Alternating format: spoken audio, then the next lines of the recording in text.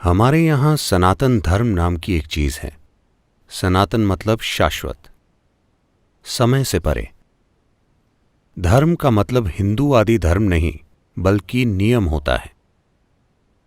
तो वो जीवन को चलाने वाले शाश्वत नियमों की बात कर रहे थे, और ये कि हम उनके साथ कैसे तालमेल बना सकते हैं। फिलहाल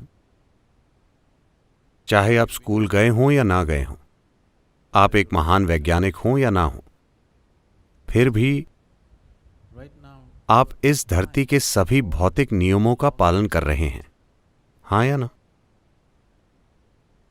वरना आप यहां बैठकर जिंदा नहीं रह सकते।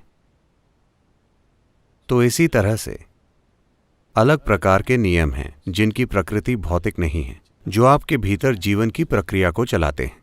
तो उन्होंने इन चीजों को पहचाना और कहा, These are the laws which govern one's life. इन नियमों से हमारा जीवन चलता है। लेकिन कुछ समय के बाद वो उत्साह से भरपूर इंसान जो पीढ़ी दर पीढ़ी पैदा हुए, इसमें अपनी चीजें जोड़ते चले गए According to the necessity of the day. उस समय के हिसाब से या अपने स्वार्थों के हिसाब से। अलग अलग तरीकों से ऐसा हुआ और लोगों ने कई चीजें जोड़ी। लेकिन मूल रूप से सनातन धर्म बस यही है। उन्होंने इन चीजों को पहचाना कि एक इंसान स्थिर नहीं रह सकता, चाहे वो कुछ भी कर ले। इंसान स्थिर नहीं रह सकता क्योंकि उसमें अपनी मौजूदा स्थिति से कुछ ज्यादा बनने की गहरी इच्छा है। आप इसे रोक नहीं सकते। आप उसे चाहे जो फिलॉसफी सिखाइए, आप इसे रोक नहीं सकते। वो जो भी है, वो अपनी मौजूदा स्थिति से कुछ ज्यादा बनना चाहता है। अगर वो थोड़ा ज्यादा हो जाए तो वो कुछ ज्यादा खोजेगा और फिर कुछ और ज्यादा। तो अगर आप इस पर ध्यान दें तो हर इंसान अचेतन रूप से असीम विस्तार की इच्छा रखता है।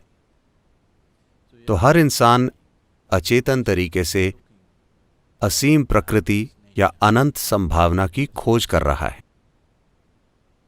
या दूसरे शब्दों में कहें तो हर इंसान को जानबूझकर या अनजाने में सीमाओं से एलर्जी है। जब आप उसके अस्तित्व को खतरे में डालते हैं तो उसकी आत्म सुरक्षा की सहज भावना उसके लिए आत्मरक्षा की दीवारें खड़ी कर देंगी। किसी बाहरी खतरे के ना होने पर आत्मरक्षा की उन्हीं दीवारों को वो तुरंत ही आत्मकैद की दीवारों की तरह अनुभव करने लगता है। तो उन्होंने इसे पहचाना और कहा, हर इंसान असीम की चाहत रखता है। तो सबसे पहली चीज जो आपको करनी चाहिए, जैसे ही एक बच्चे में ठीक ठाक जागरूकता आ जाती है, सबसे पहली चीज जो आप उसके दिमाग में डालते हैं वो ये है कि उसका जीवन मुक्ति के बारे में है।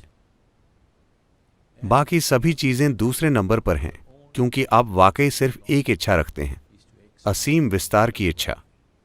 आपके अंदर कुछ ऐसा है जिसे सीमाएं पसंद नहीं हैं।